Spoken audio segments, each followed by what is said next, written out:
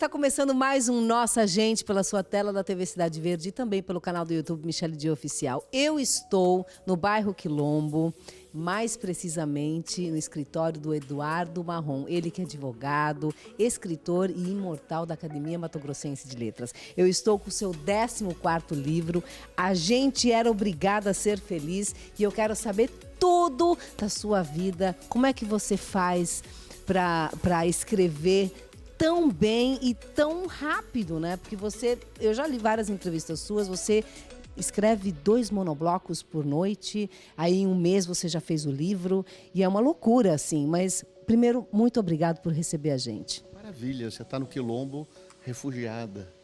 Isso aqui foi um quilombo, né? Fez parte da Mãe Bonifácia, do núcleo Mãe Bonifácia. Bem, uma satisfação é minha. Estou aqui à sua disposição. O que é que você quer saber? Quero saber como é que primeiro você virou advogado. Como é que é essa coisa, é você que é carioca da gema, é pau fincado que diz, né, aqui em Cuiabá. E eu quero que você conte pra gente como é que você virou esse grande advogado que você é e que todo mundo reconhece e sabe. Eu não suportava Cuiabá.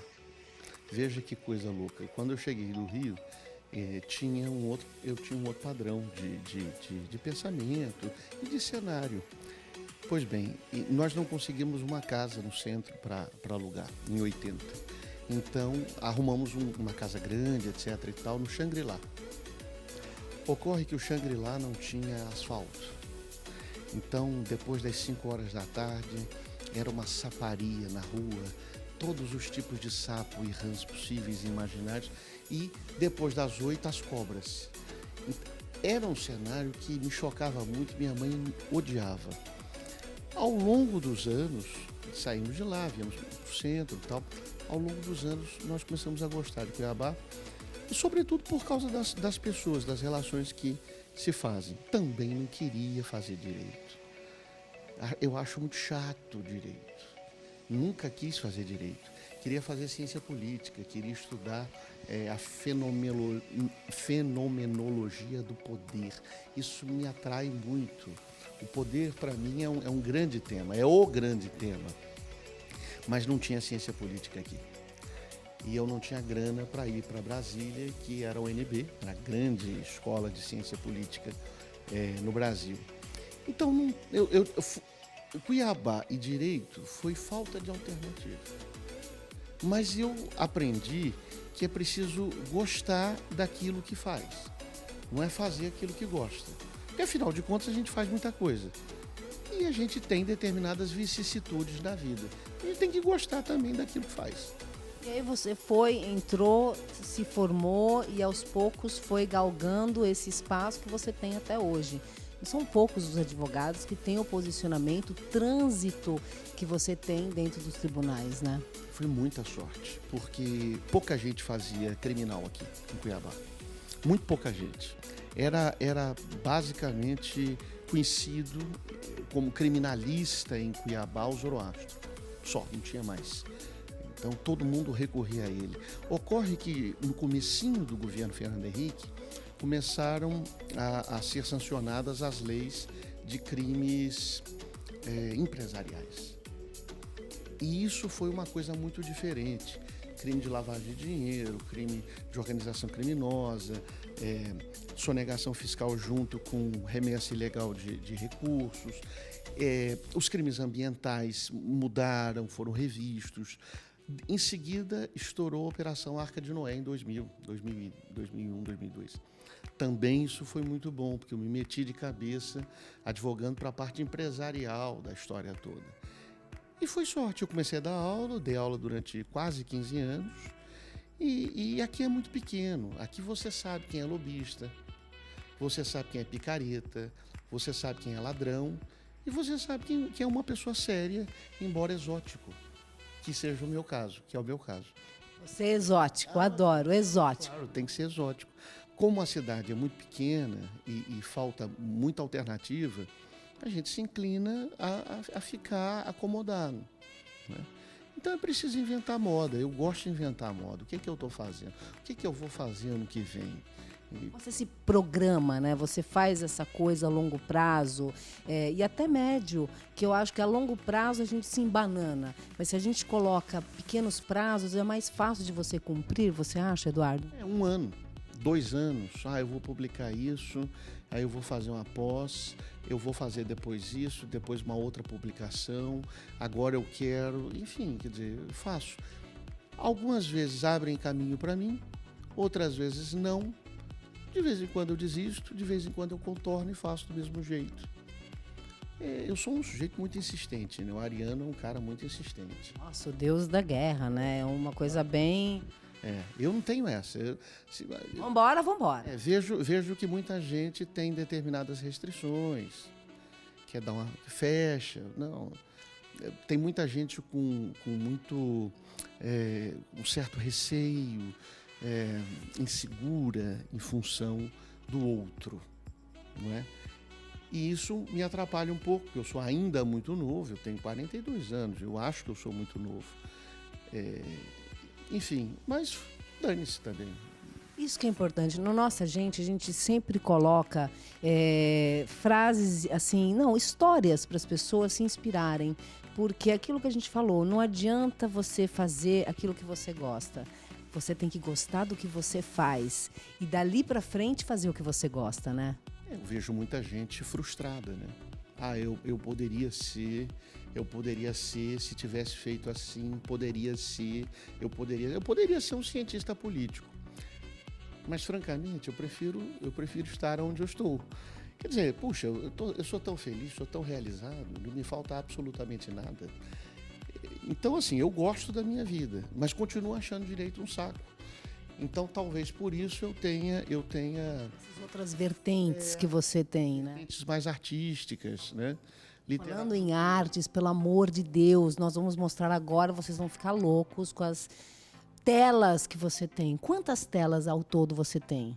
Tenho muita coisa arquivada, mas imagino que na parede eu deva ter uns 150 a 200 quadros. Aqui no escritório são 4 andares, então estão todos espalhados. Só aqui eu estou contando 5 irigarais, só nessa fachada aqui. Tem Adoro. mais. Em Cuiabá, Michele, para você ter uma noção, em Mato Grosso, é provável que haja não mais que 10 colecionadores. É muito triste. É muito triste, né? Nós vamos para um breve intervalo comercial, mas a gente volta com muito mais falando desse assunto, dessa pouca visibilidade, dessa pouca... Como que eu posso dizer? Não é falta de anseio, eu acho que é falta de cultura, né? Mas a gente volta já já.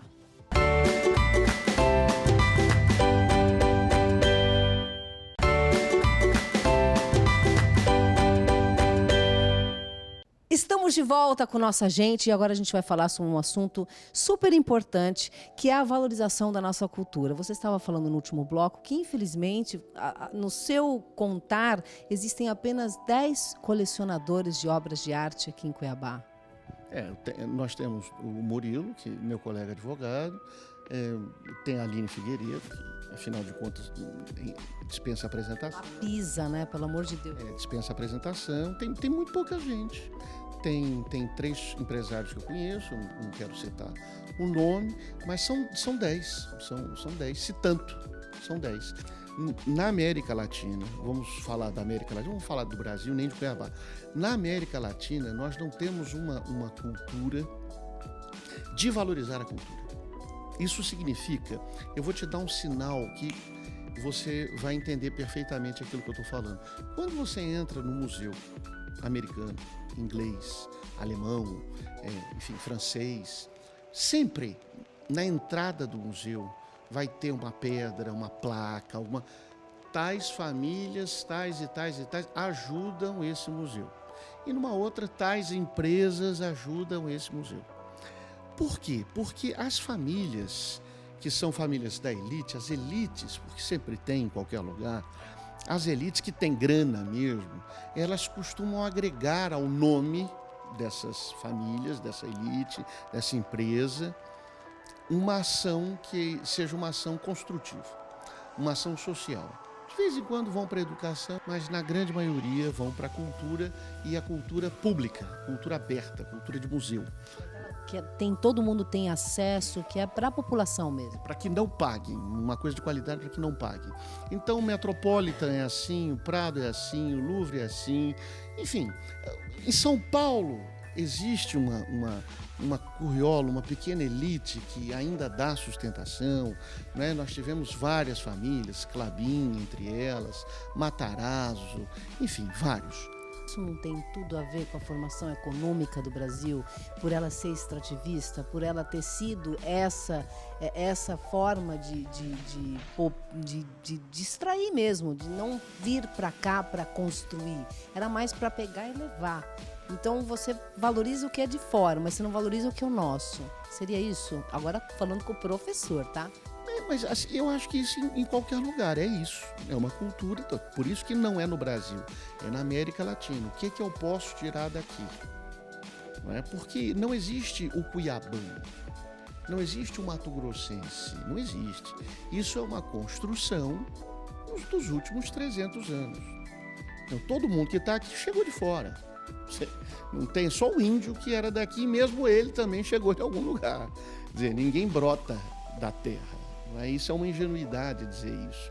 Agora, claro que para determinadas pessoas é bacana dizer, fazer uma construção, não é? A minha família tem 150, 200 anos aqui. Ou em São Paulo, são os quatrocentões cariocas, não é? Os Sá, Mairink Veiga, enfim, são os quatrocentões paulistas.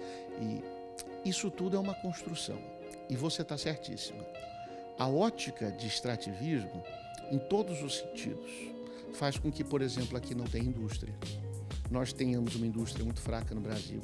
Nós tenhamos um péssimo mercado financeiro, porque, no final das contas, as pessoas simplesmente querem consumir, não querem reinvestir, não querem aplicar. Basta um para fazer uma diferença enorme no ambiente.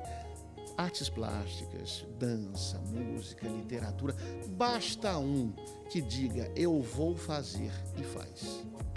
Você já foi presidente da Academia Mato Grossense de Letras, você viu isso muito de perto, e eu gostaria que você dissesse, como que você vê hoje o cenário, os aparelhos? Você foi sempre uma pessoa que criticou muito e foi muito incisivo nessa parte cultural. Como é que você vê esse cenário hoje, passando já um tempo desse governo que está em pauta, da prefeitura, todos os aparelhos, sem fazer distinção? Bom, cultura sempre foi ruim, mas convido a você a fazer uma reflexão comigo. Olha que coisa interessante. De 10, 12, 13 anos para cá, a gente tem trabalhado muito neste segmento literatura, nós estamos em 2019 no melhor ano em 150 anos de produção literária em Mato Grosso. Inclusive, teve uma lei que eu queria que você comentasse lá em Juína, que incentiva ainda mais o movimento literário, né? Cuiabá tem 300 anos, nunca foi feito isso. Nem com a Academia de Letras atuando, nunca foi feito isso. O governo nunca foi feito isso, nunca fez isso, nunca patrocinou isso. Em Juína, longe pra cacete, a Luciene Carvalho fez uma articulação. O prefeito, que eu não conheço, o secretário, que eu não conheço, entrou em contato, nós todos articulamos para que houvesse uma lista, revisamos a lei, mandamos para os vereadores, falamos com eles, eles aprovaram e o prefeito sancionou hoje. Então, nós estamos vivendo um grande período. As pessoas não gostam de ler. Não é verdade.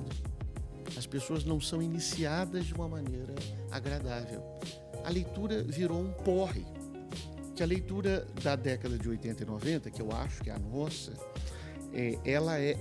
era colocada na escola como obrigação. Sim, você tem que ler esse livro porque você vai ter uma prova desse livro. Não ler esse livro porque tem uma mensagem bacana ou te iniciar de uma forma que você se apaixone por ler, que realmente faz você crescer, não só intelectualmente, mas enobrece a alma, né?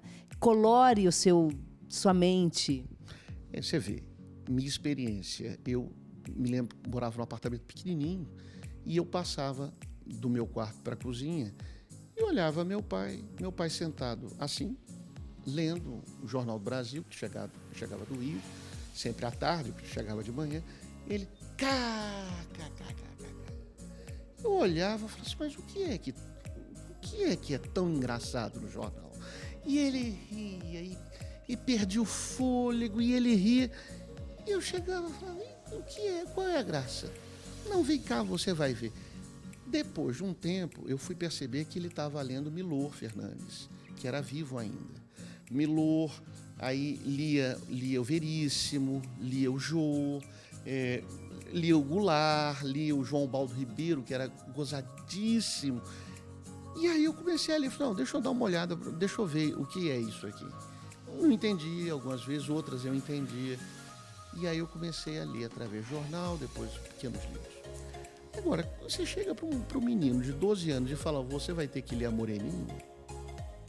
Quer dizer, você vai ter que ler Memórias Póstumas? É bacana Memórias Póstumas. Mas assim, você não pode vender o Machado de Assis. Você tem que vender o Zé Maria, como eu sempre falo.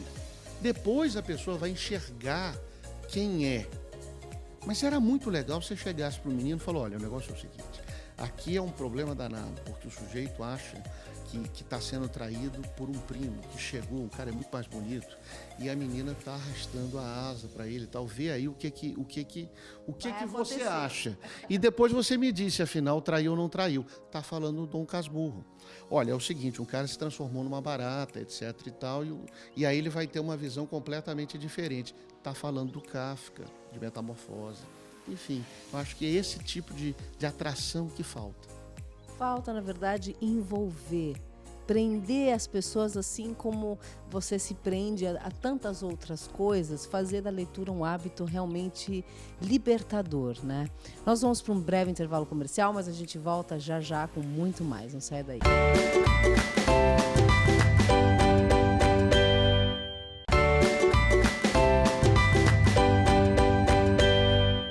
Estamos de volta com nossa gente e eu continuo aqui com o Eduardo Marrom num papo bem descontraído. E agora a gente vai falar da sua veia literária, né? Você escreve de tudo e eu quero que você explique pra gente como é que você já falou que você faz planejamento. Esse ano eu vou escrever um romance, esse ano eu vou escrever conto ou poemas. Como é que você faz isso e como é que você bota isso no seu dia a dia? Que horas você escreve?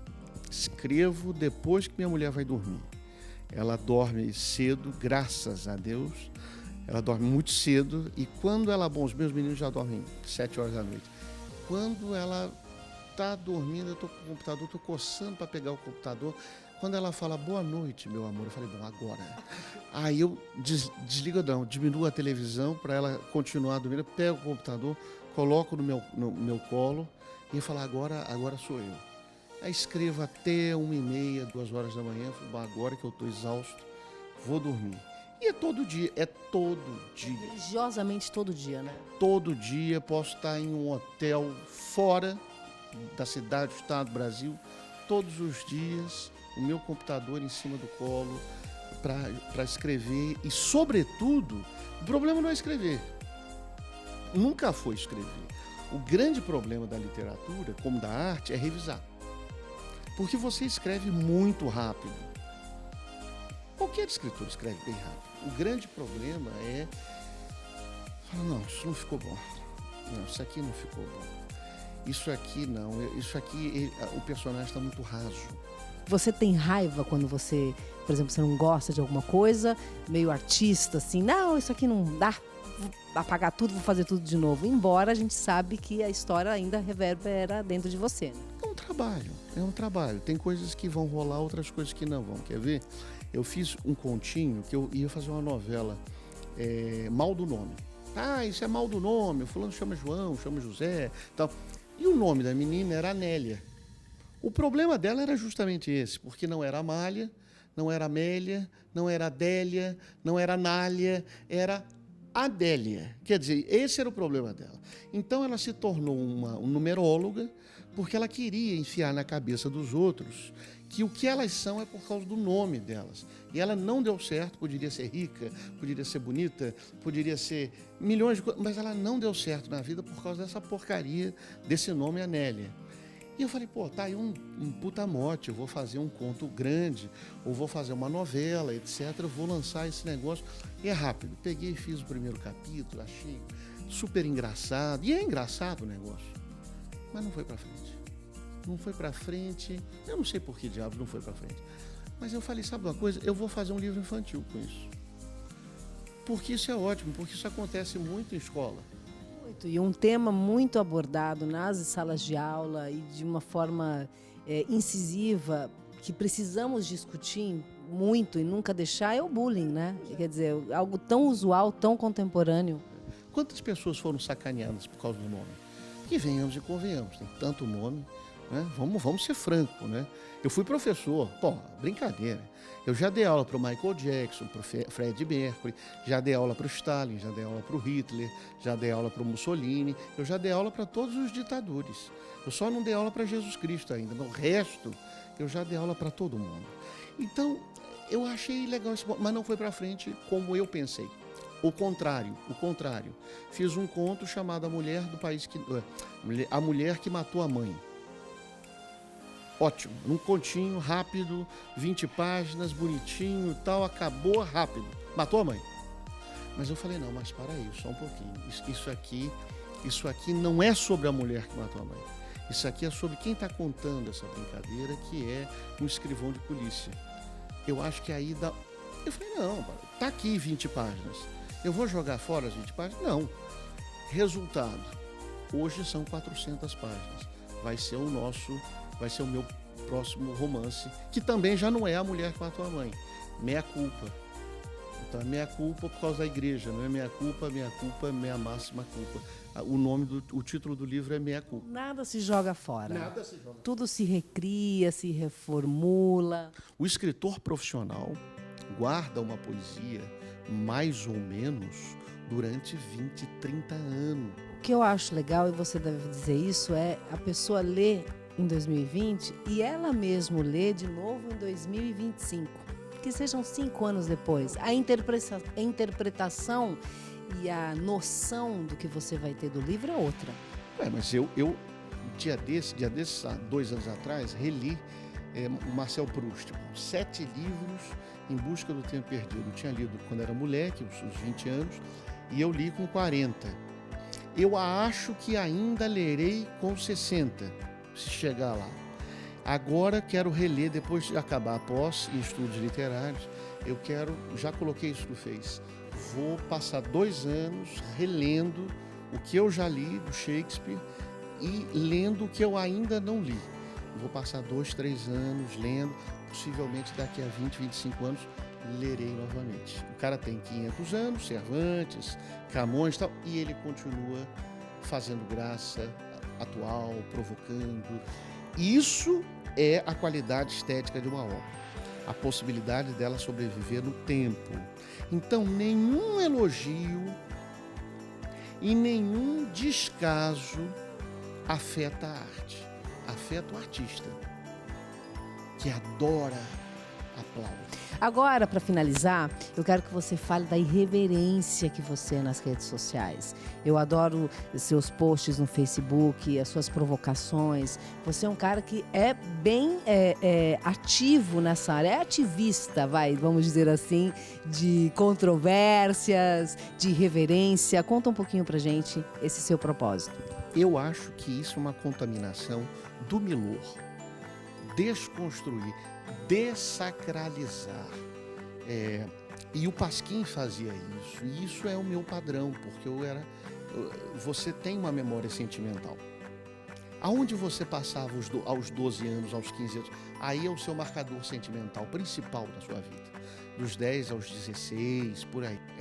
A sacanagem, a irreverência, para mim, é o símbolo máximo da inteligência. Nunca vi uma pessoa inteligente, realmente inteligente, que fosse casmurro, que fosse introspectivo.